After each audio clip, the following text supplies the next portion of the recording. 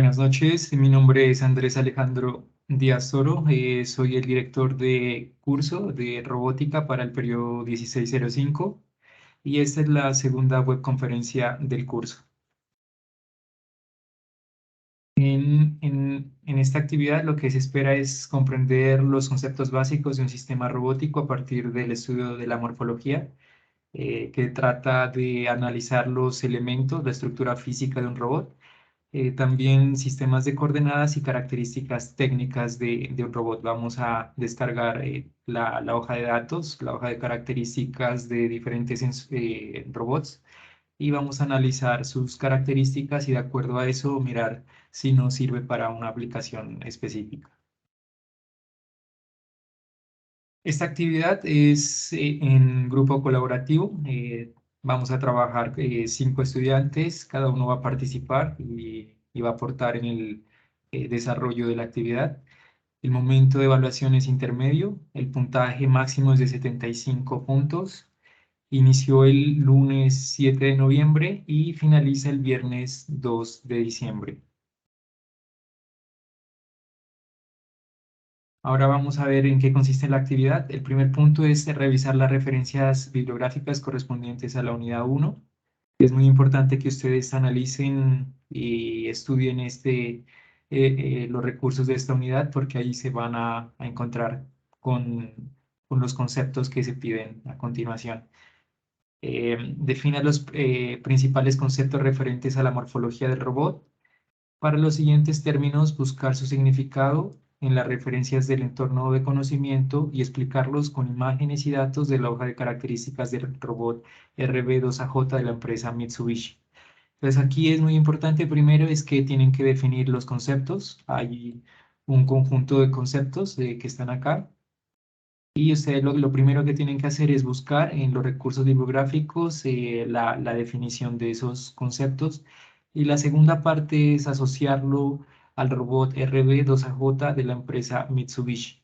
Entonces deben buscar en internet la hoja de características de este robot y asociarlo a cada uno de los conceptos. Entonces, para cada concepto, primero dan la definición, por ejemplo, de articulación, dan la definición y luego utilizan algunas imágenes o algunos datos del robot. Por ejemplo, articulación definen y luego dicen el robot RB2AJ de la empresa Mitsubishi tiene X articulaciones. ¿Listo? Entonces tienen que dar ese tipo de datos. Es una relación que hacen, dado el concepto, qué características tiene el robot para ese criterio. Entonces, entre los términos que ustedes van a trabajar está articulación, grados de libertad, zona de trabajo, capacidad de carga, sensores internos, sensores externos, actuadores, eslabón, efector final, estructura mecánica de un robot, fuente de energía, alcance máximo y tipo de protección. Entonces, en estas diapositivas vamos a darles algunas definiciones, algunos conceptos que les sirvan a ustedes para realizar este punto.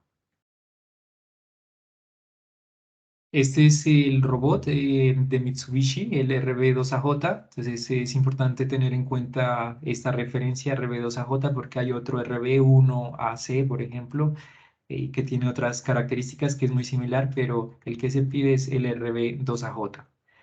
Aquí está su estructura física, podemos ver los eslabones y sus articulaciones. Ahora los vamos a identificar con más detalle. Entonces vamos a empezar con algunos conceptos, por ejemplo, ¿qué es la morfología del robot?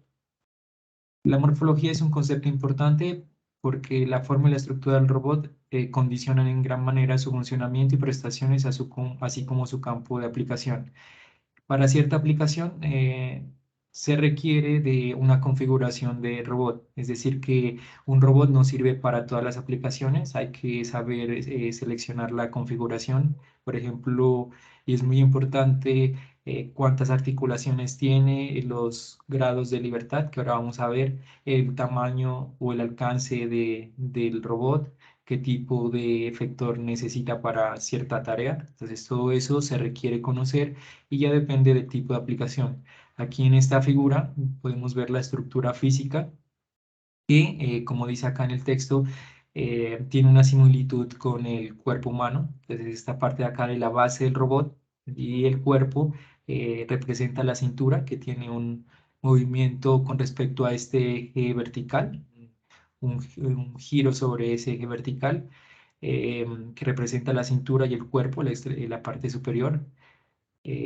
Acá viene la unión del hombro y el brazo. Entonces, esta parte es la del hombro y el brazo sería ya el eslabón. Aquí viene otra articulación, que es la unión del codo. Y aquí viene la unión de la muñeca, la parte final, y ya está el efector final o la herramienta. Entonces, hay que tener en cuenta esa similitud, hombro, brazo, codo, muñeca, ¿no es cierto? Con la morfología de una extremidad superior de una persona. No sé si hasta aquí hay alguna pregunta.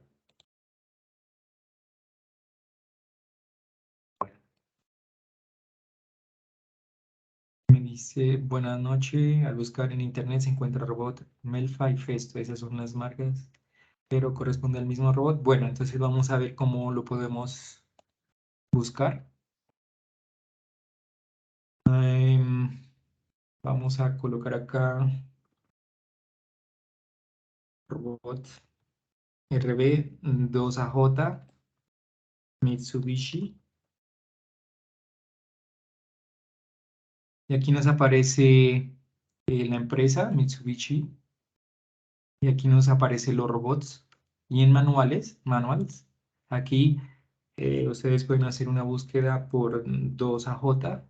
Y aquí están, hay uno RV1A, 2AJ. Y aquí está el RB1A y el RB2AJ. Entonces, el que necesitamos, bueno, puede ser cualquiera de estos. Aquí está el manual de instrucciones y aquí las especificaciones, el manual de especificaciones.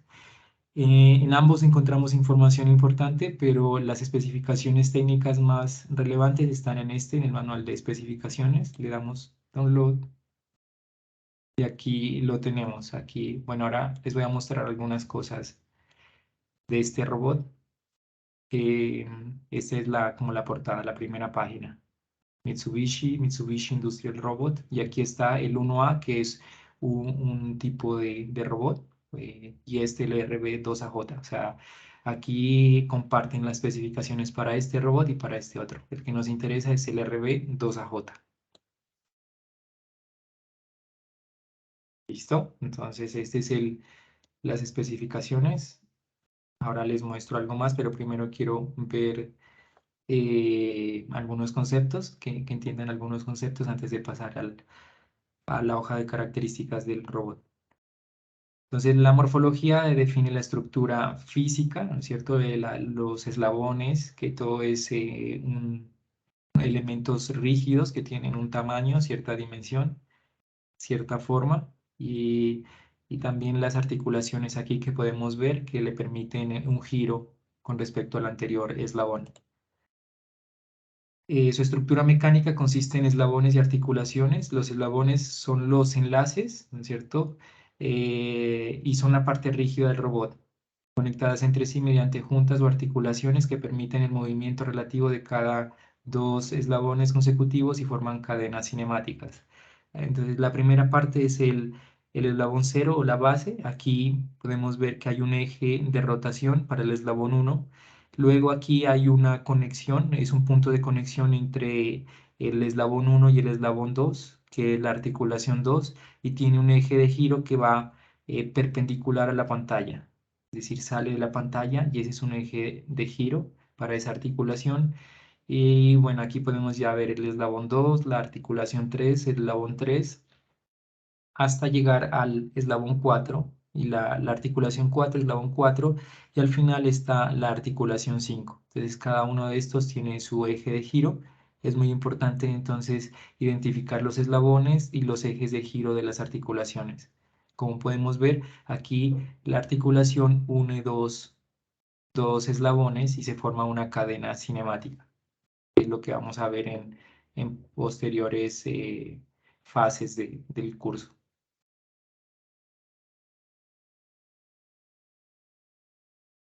Ahora los grados de libertad de un robot,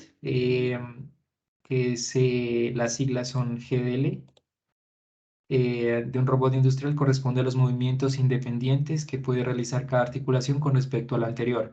Hay diferentes articulaciones. Esta, por ejemplo, es rótula o esférica, que tiene 3 grados de libertad y se puede mover con movimientos circulares, aquí como si fuera una esfera. Acá tenemos una articulación que es planar, que tiene 2 grados de libertad, se puede mover en forma lineal y también rotativa. El tornillo de 1 grado de libertad que se puede desplazar hacia arriba o hacia abajo, una dirección o un movimiento lineal. La rotación de 1 grado de libertad, que es sobre ese eje de giro que puede rotar. La prismática, que se puede desplazar, es muy parecida a la del tornillo, ¿cierto? Que se puede desplazar hacia arriba o hacia abajo, es un movimiento lineal. Y la cilíndrica, que tiene 2 grados de libertad y une tanto el movimiento lineal hacia arriba o hacia abajo y también el movimiento de rotación sobre este eje vertical. Generalmente en los robots industriales se utiliza mucho esta articulación de rotación y la articulación prismática. Esas son las que más se utilizan y son de 1 grado de libertad. Muchas veces por eso el número de articulaciones, si son de este tipo, corresponde al número de grados de libertad del robot. Aquí están algunas configuraciones. Entonces está la configuración del robot cartesiano, robot cilíndrico, robot esférico, robot de escara y robot angular. El empleo de diferentes combinaciones de articulaciones en un robot da lugar a diferentes configuraciones, con características a tener en cuenta tanto en el diseño y construcción del robot como en su aplicación. Las 3 primeras articulaciones son las más importantes a la hora de posicionar el efector final en un punto del espacio. Pues aquí pueden ver un robot con solamente 3 grados de libertad, ¿no es cierto? Son las 3 primeras articulaciones y como nos dice en el documento, en el texto, es muy importante la configuración de estas 3 primeras articulaciones, o de estos 3 primeros eslabones, porque define qué tarea puede realizar el robot. Por ejemplo, el robot cartesiano tiene 3 articulaciones de tipo prismático. Miren que se puede mover de manera lineal, digamos en el eje X, en el eje Y y en el eje Z. Ahora el robot cilíndrico tiene la primera articulación, el primer eslabón tiene un movimiento de rotación, es decir, la primera articulación es rotativa. Luego tiene un movimiento prismático vertical, ¿no es cierto? ¿No es cierto? Y luego un movimiento prismático horizontal. Ese es el robot cilíndrico. Luego el esférico tiene una rotación sobre la primera articulación, que la articulación es rotativa, luego tiene otra articulación rotativa y la última que es prismática, como un movimiento lineal. El robot de escara tiene esta articulación, la primera es rotativa, la segunda también y la tercera es prismática. Y finalmente el robot angular o antropomórfico, que tiene esta configuración, primera articulación rotativa, luego la segunda también y la tercera también. Entonces esas son las combinaciones de articulaciones, ¿no es cierto?, que nos dan diferentes tipos de aplicaciones.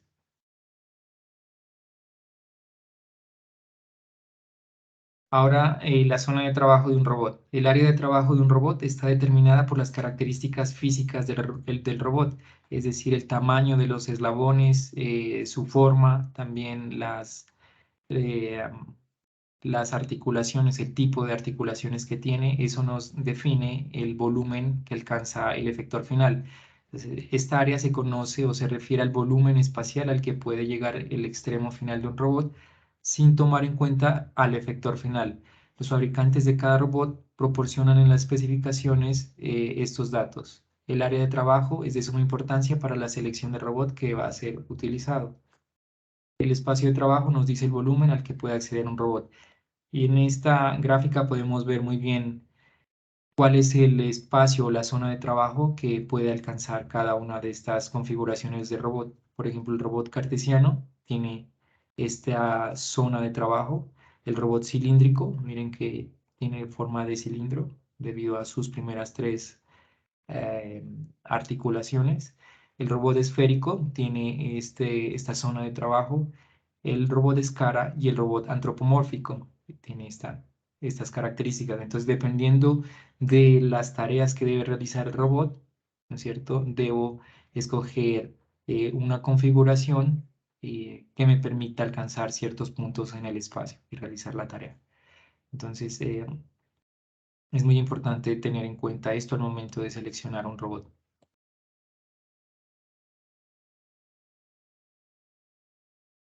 ¿Hay alguna pregunta? Vale, si hay alguna pregunta, pueden activar el micrófono y participar. Ahora tenemos la capacidad de carga de un robot, que es una de las características que más se tienen en cuenta en la selección de un robot según la tarea a la que se destine.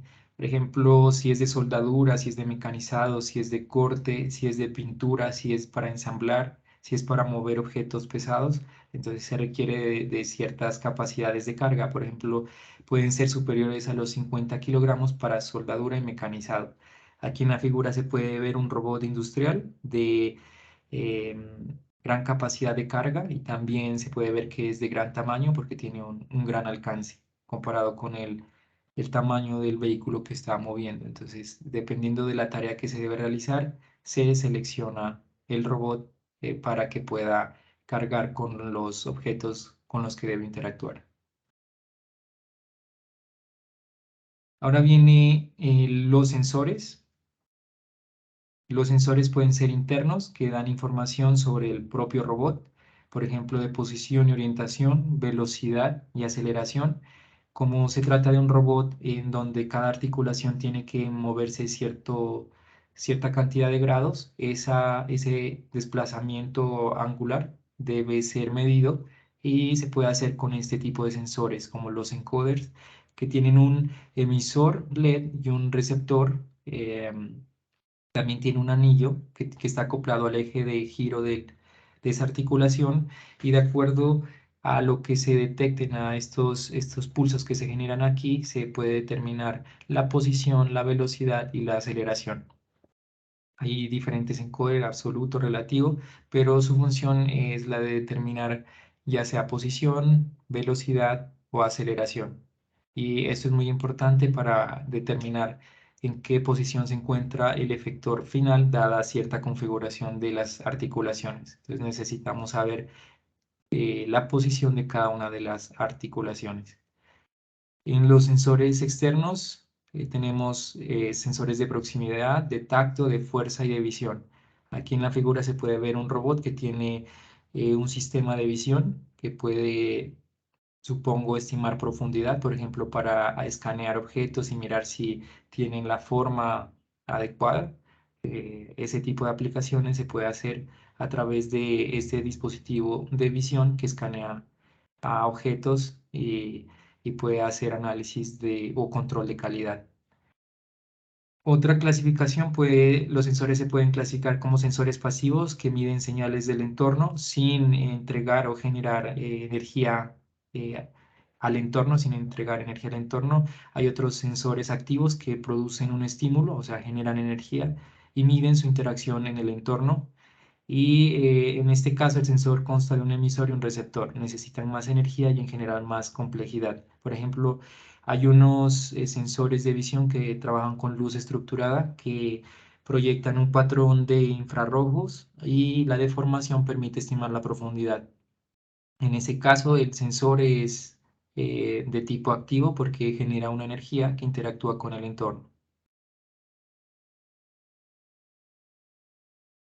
Tenemos otra información aquí de sensores internos, ya que un robot industrial maneja altos niveles de precisión, velocidad e inteligencia, es necesario que éste cuente con un 100% del conocimiento en relación con su propio funcionamiento. De ahí la vital importancia de sus sensores internos, puesto que estos serán aquellos que nos confirmen el estado de sus propias articulaciones y el monitoreo de sus posiciones, velocidades y aceleraciones.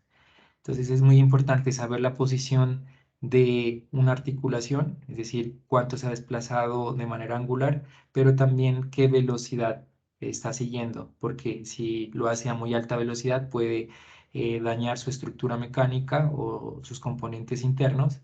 Entonces debe haber unos límites de velocidad y con estos sensores podemos conocer esa velocidad con la cual se mueven las articulaciones. Basado en esta información, el operador o controlador podrá tomar decisiones sobre los diferentes comandos, tanto preventivos como de reacción. Ahora tenemos los sensores externos que nos permiten determinar la presencia de objetos cercanos. Por ejemplo, si tenemos una línea de producción y hay una banda transportadora, puede determinar si el objeto se está acercando o como en este caso en la figura que está determinando si esta pieza, por ejemplo, de un vehículo cumple con ciertas condiciones de calidad, si las dimensiones son correctas, si la forma es correcta, entre otras cosas. Existen muchos tipos de sensores como ultrasonidos, magnéticos, inductivos, microondas, ópticos y capacitivos. Ahora vamos con los actuadores. Un actuador es un dispositivo mecánico cuya función es proporcionar fuerza para mover o actuar sobre otro dispositivo mecánico. La fuerza que provoca el actuador proviene de tres fuentes posibles. Esto ya tiene que ver con las fuentes de energía. Por ejemplo, hay robots que tienen sus actuadores que trabajan con presión neumática, hay otros con hidráulica y hay otros con fuerza eléctrica. Los efectores finales también pueden trabajar con ese tipo de energía o de fuentes.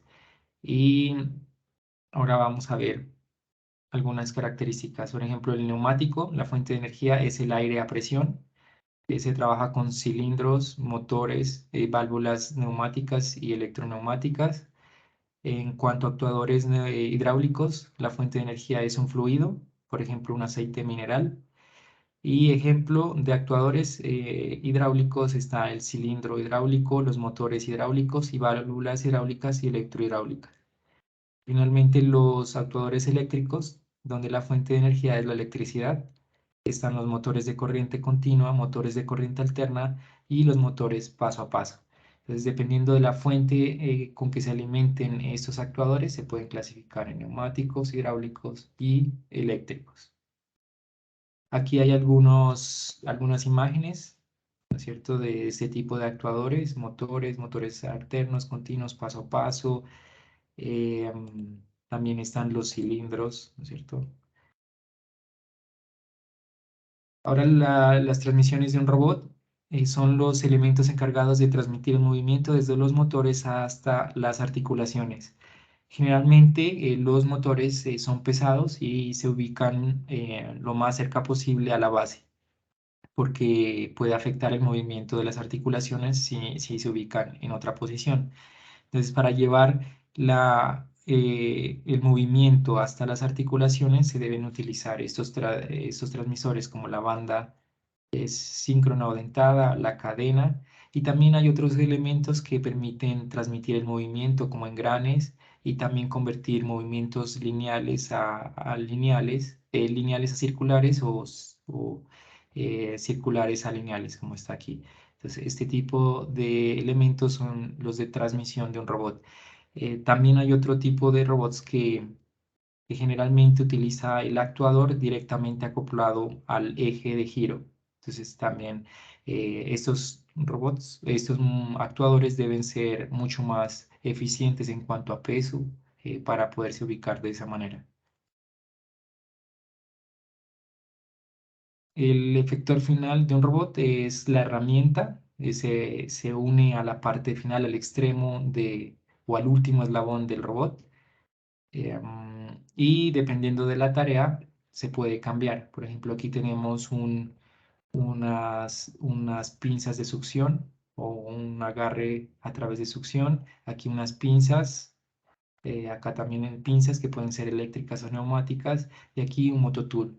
Entonces, dependiendo de si necesito, por ejemplo, hacer una tarea de corte, voy a utilizar una herramienta de corte. Lo mismo para una pistola de pintura u otro tipo de elemento para agarrar objetos. Bueno, hasta aquí, ¿hay alguna pregunta? No, dice Marisol. Este tipo de conceptos son los que ustedes tienen que trabajar. Primero tienen que definir qué es cada uno de estos elementos del robot y luego tienen que asociarlo o ayudarse para la definición con el- los datos técnicos del robot del Mitsubishi RB2AJ. Entonces es muy importante que lo entiendan y que utilicen la información de la hoja de datos para complementar la información. El alcance máximo de un robot tiene que ver con la distancia que hay entre el centro del robot y el punto de mayor extensión del brazo. También está muy relacionado con la zona de trabajo, que es el volumen que alcanza el robot, y generalmente se especifica en la hoja de datos o de características.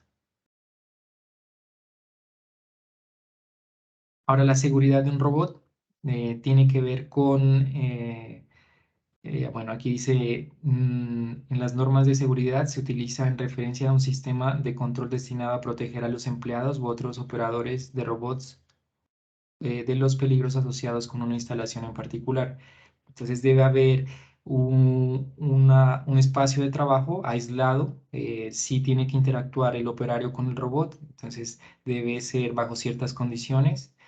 También debe haber como un botón de stop y hay otras características de seguridad, donde el tipo de protección se trata de las especificaciones de protección y ambientes de trabajo del robot. Se usa el código IP, que es Ingress Protection, definido por la IEC, que es International Electrotechnical Commission, que define la protección de la estructura contra polvo, agua, contacto, accidentes, entre otros.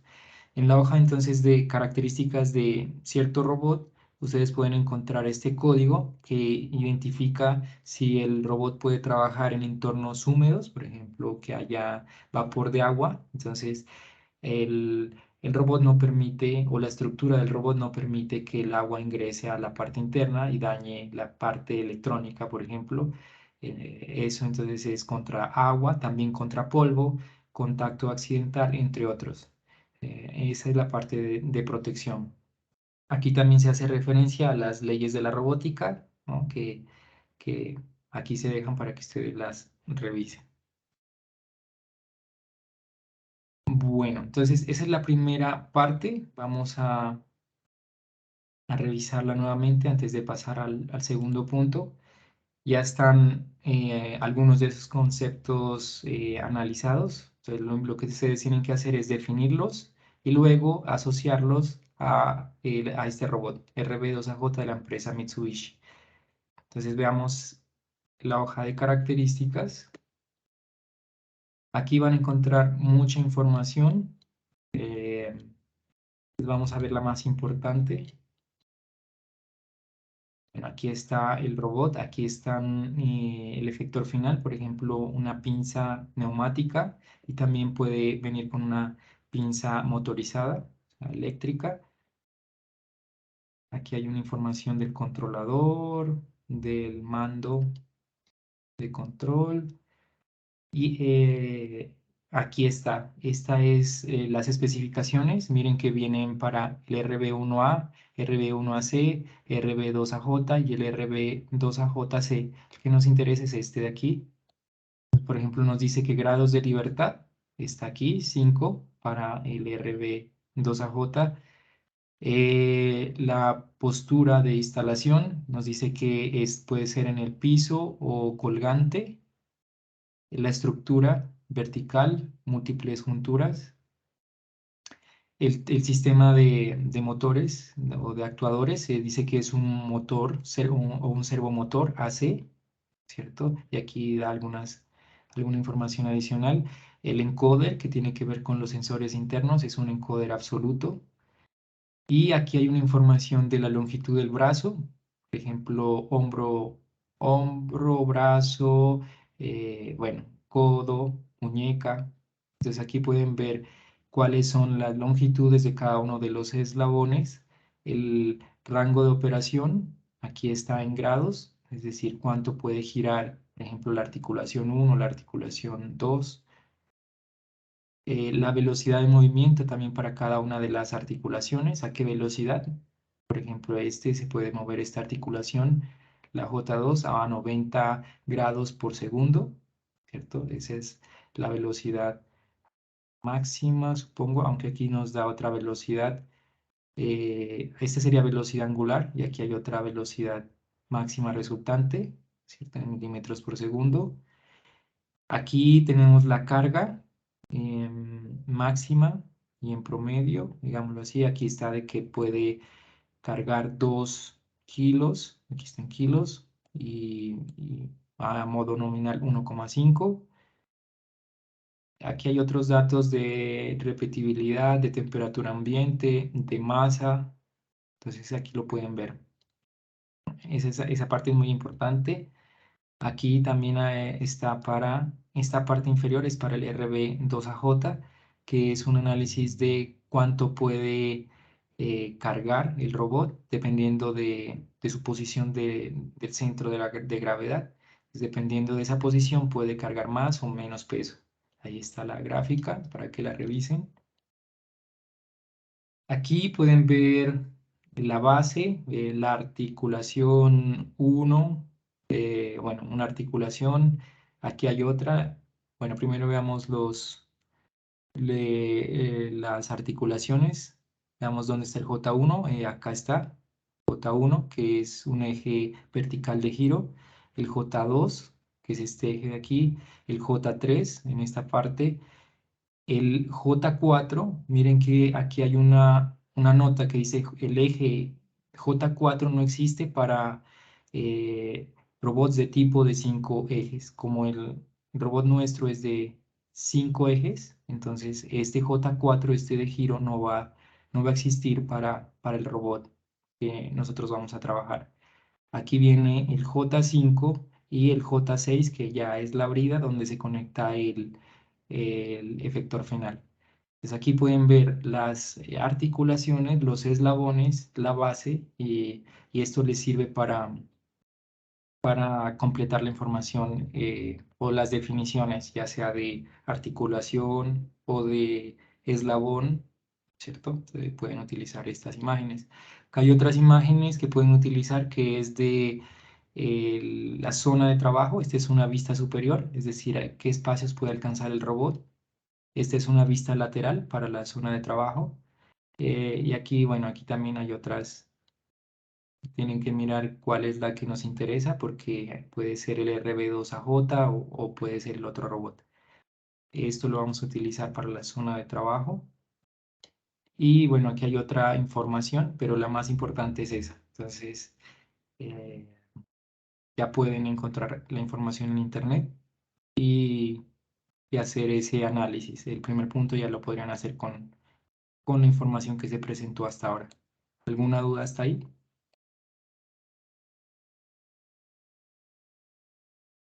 A ver, aquí hay unas preguntas.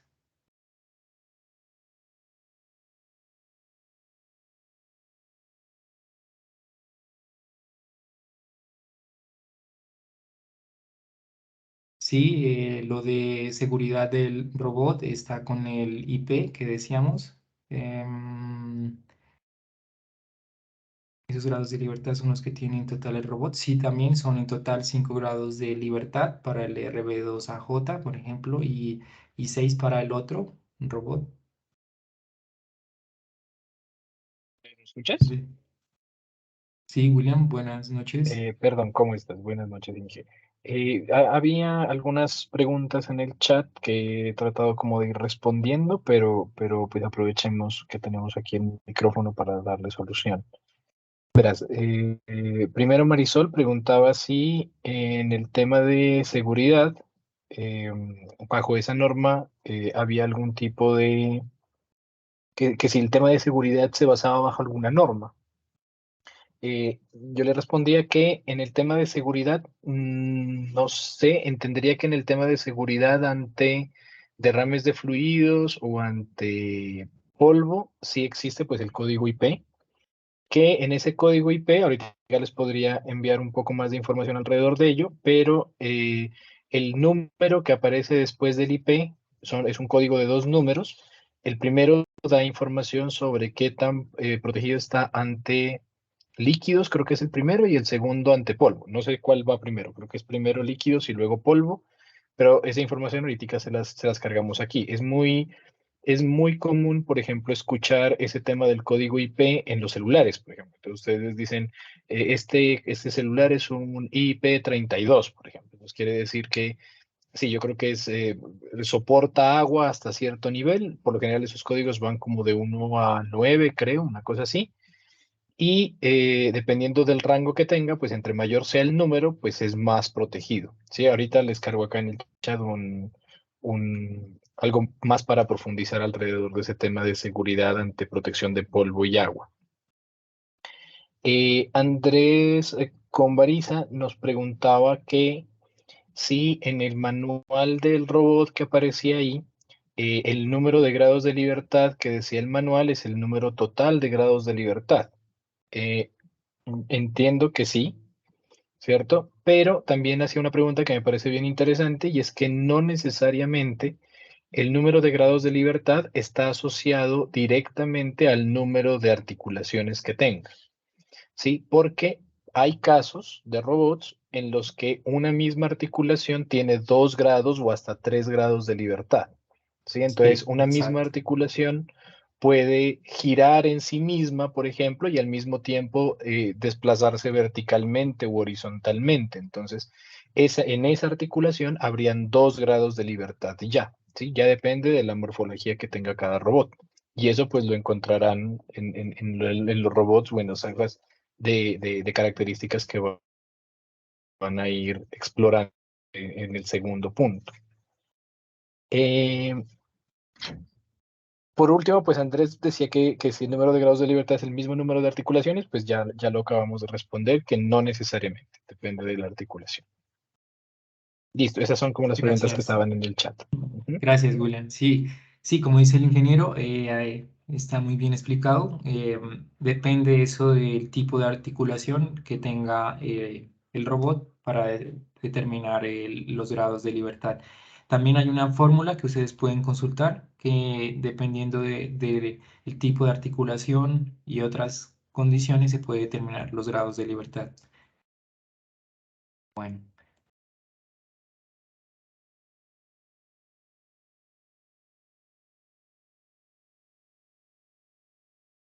Pasemos al segundo punto. Investigar las características principales de robots industriales relacionándolos con su posible aplicación en la solución del problema planteado. De acuerdo con su número de grupo, tomar la hoja de características del robot indicado y explicarla detalladamente. Por ejemplo, si soy un estudiante del grupo 2, tendría que trabajar con el robot KR5. Así para todos los grupos. Aquí hay suficientes robots para todos los grupos, entonces no hay problema. Deben escoger el robot o bueno, mirar a qué grupo están o pertenecen y de acuerdo a eso buscan la hoja de características del robot y encuentran la información que ustedes requieren para saber si es posible su aplicación a la solución del problema planteado. Entonces, primero hacen un resumen de las características del robot y luego dicen si se puede o no aplicar ese robot que les tocó al azar, aplicar al problema planteado. Recuerden que el problema planteado es de una empresa que construye mesas, ¿cierto? Y que lo hace de forma manual. Entonces vamos a ver si el robot que ustedes tienen aquí asignado para cada grupo puede servir o no para ese problema. Entonces es muy importante que ustedes miren las características del robot y justifiquen si sirve o no sirve para esa aplicación. Y el tercero es, de acuerdo con lo investigado en los numerales anteriores, definir qué conceptos son necesarios, es decir, necesidades de aprendizaje, para resolver el problema planteado. Realizar un listado de estos indicando las fuentes de consulta confiables, libros, artículos científicos, normas, manuales técnicos, etc. Entonces, en el punto 3 tienen que Hasta este punto ya sabemos la parte de morfología, la definición de robot, ¿cierto? Ahora lo que vamos a hacer es identificar qué se requiere para dar solución al problema. Entonces, puede ser la parte de programación. Necesitamos saber programar un robot para que realice cierta tarea. Entonces, esa parte de programación la podemos proponer como necesidad de aprendizaje y vamos a también proponer unos recursos de consulta, unas fuentes de información, pueden ser libros, artículos para ese tema de programación. También pueden decir los temas de cinemática, que es la parte de movimiento, entender cómo se mueve un robot, modelar el movimiento. También lo de dinámica, bueno, que eso lo veremos, la parte sobre todo de cinemática luego, pero la de dinámica es cómo las fuerzas permiten un movimiento y cómo se relacionan con la posición del efector final. Y ¿qué más puede ser? Aquí es todo lo que ustedes necesiten para llevar a cabo su tarea, sobre todo lo relacionado al problema planteado. Entonces, la parte de programación, la parte de ¿qué dijimos? La parte de programación de un robot. Ahí están los software que ustedes requieren, también el lenguaje de programación, también la parte de sistemas de coordenada, herramientas matemáticas. Em, si ustedes miran, o como vamos a ver luego, vamos a necesitar de herramientas matemáticas, por ejemplo, álgebra matricial, ¿no es cierto? Para modelar la cinemática. Todo esto lo podemos listar aquí como necesidades de aprendizaje. La parte de programación, herramientas matemáticas y demás elementos. Y proponer las fuentes de consulta. Pueden utilizar las que están en los recursos de las unidades o pueden utilizar otras que encuentren en Internet. Inge Andrés, hay una pregunta de Marisol. Dice, las características se detallan en una hoja del robot y las comparamos con el planteamiento del problema para conocer si esa morfología del robot resuelve el problema planteado. Imagino que Bueno, es para el caso del segundo punto. sí, para el segundo punto, por ejemplo, hay robots que son para soldadura, ¿no es cierto? Totalmente diseñados para soldadura por su tamaño, por su capacidad de carga. Entonces, ustedes pueden justificar si se requiere un robot de ese tipo o no. O pueden proponer, por ejemplo, si son mesas de madera, no se requiere este robot ni se requiere su capacidad de carga porque van a ser piezas pequeñas de madera. Pero si fueran de metal, por ejemplo, se podría utilizar. Entonces tienen que justificar, o digamos, si es un robot muy grande, eh, estaría sobredimensionado para la aplicación que se requiere. Todo eso lo tienen que ver de acuerdo, digamos, si los grados de libertad, si hay muy pocos grados de libertad o hay muchos, si está sobredimensionado, también explicar eso. ¿Listo?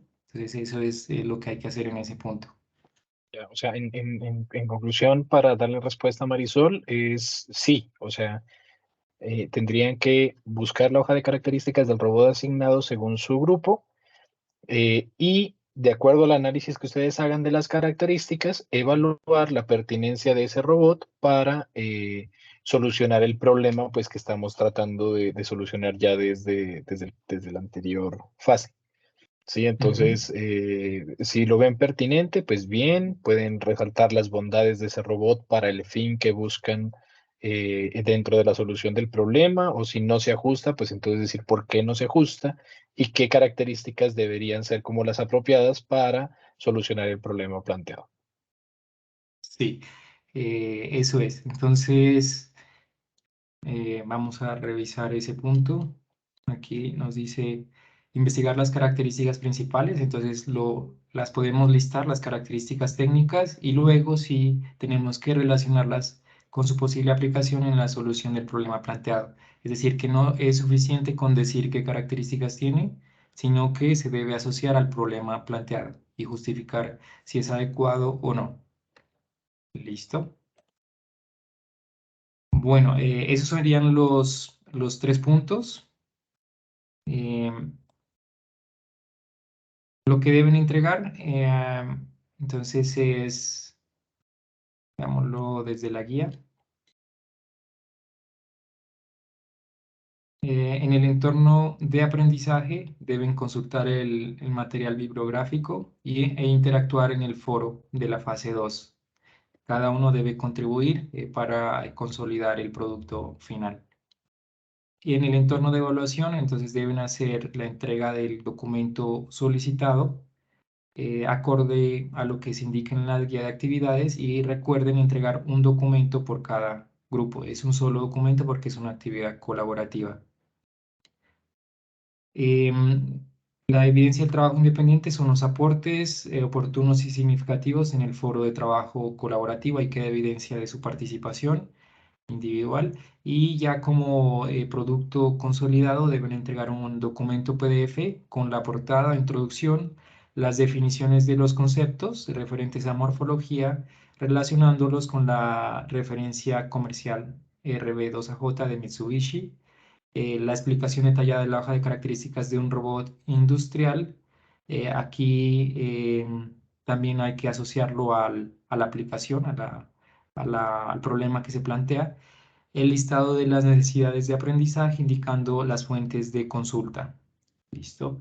Y las conclusiones y referencias. Entonces, en esta lista de necesidades ya habíamos hablado de algunas, por ejemplo, la programación, la parte de movimiento del robot que está asociado a cinemática y no sé cuál otra dijimos, la programación, la cinemática, herramientas matemáticas también para el modelado de la cinemática y la dinámica. Entonces, eso lo vamos a listar, entre otras que ustedes identifiquen. Conclusiones y referencias. Bueno, ya lo demás es lo de la rúbrica. Ustedes pueden revisar la rúbrica. Puntaje máximo es de 75 puntos. A ver, vamos a darle un vistazo a la rúbrica. Define los principales conceptos referentes a la morfología del robot, relacionándolos con una referencia comercial, que es el punto 1. Interpreta las características técnicas de un robot industrial, revisando detalladamente la información suministrada por la empresa, el punto 2. Establece las necesidades de aprendizaje requeridas por el grupo para dar solución al problema, que es el punto 3, y la participación que realizan de forma individual en el foro. Entonces, con eso terminamos. No sé si hay alguna otra pregunta.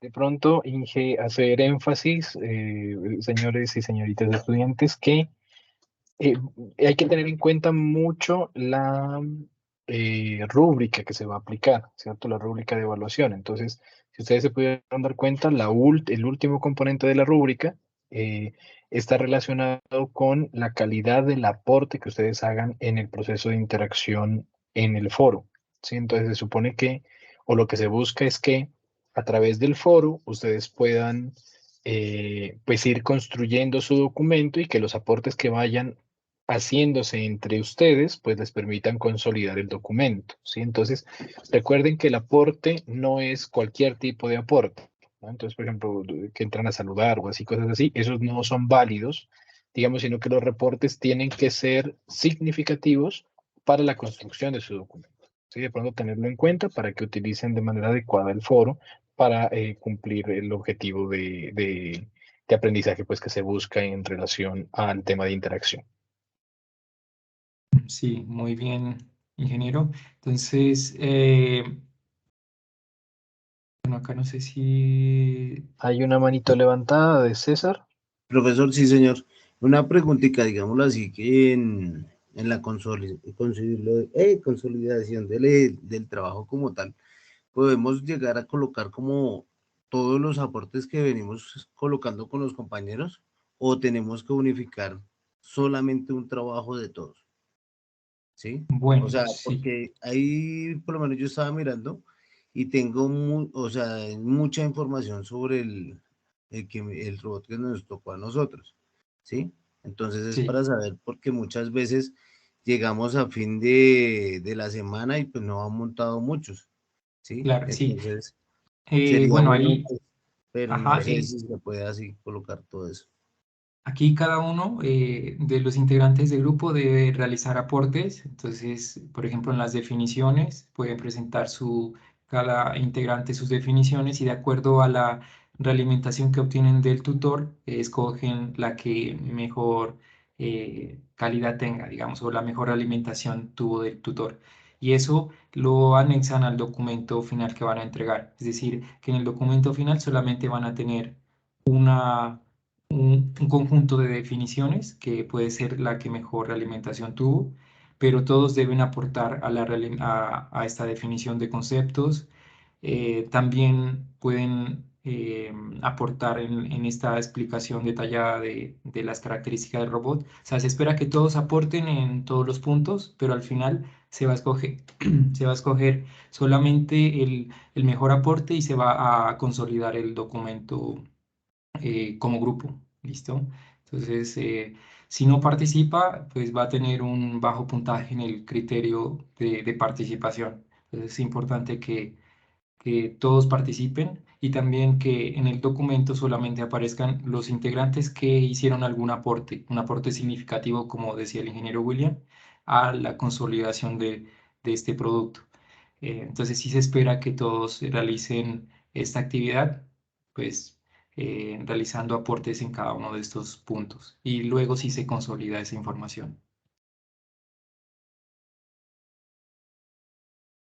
César, digamos, en complemento a lo que dice el ingeniero Andrés, la intención no es que todo lo que esté puesto en el foro se cargue pues tal como está al documento, ¿no? O sea, la idea es que el foro sea un espacio de interacción entre ustedes para que a través de ese espacio puedan pues ir consolidando su documento, que puedan ir llegando a acuerdos sobre cuáles son los mejores conceptos, sobre lo que han encontrado, por ejemplo, de características. Puede ser que unos tengan una posición o una visión del robot para la aplicación o que unos vislumbren, por ejemplo, eh, ciertas bondades o desventajas en el punto 2 por ejemplo, para la aplicación del robot que les tocó en su problema. Entonces puede ser que los aportes de cada quien sean vistos desde diferentes enfoques y todos esos aportes son válidos, pero la intención es pues ir sintetizando los mejores aportes en su documento final, porque al final se carga un solo documento.